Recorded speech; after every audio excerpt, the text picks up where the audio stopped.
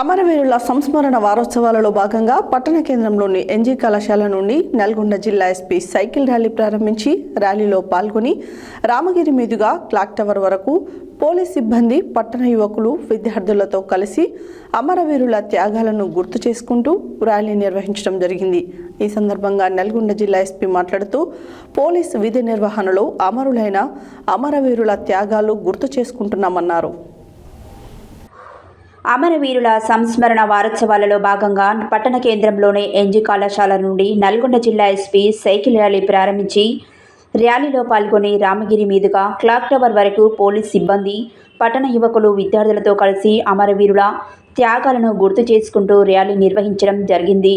ఈ సందర్భంగా నల్గొండ జిల్లా ఎస్పీ మాట్లాడుతూ పోలీస్ విధి నిర్వహణలో అమరులైన అమరవీరుల త్యాగాలు గుర్తు చేసుకుంటూ ప్రతి సంవత్సరం అక్టోబర్ 21న ఫ్లాగ్ డే నిర్వహిస్తున్నామని, వారి త్యాగాల గుర్తుగా అమరవీరుల వారోత్సవాలు జరుపుకుంటామని అన్నారు.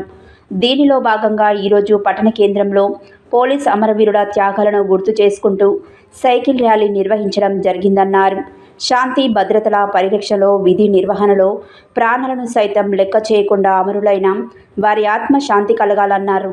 జిల్లా పోలీస్ ప్రజా రక్షణే ధ్యేయంగా రాత్రనక పగలనక అనుక్షణం శాంతి భద్రతల పరిరక్షణలో నిరంతరం కృషి చేస్తుందన్నారు.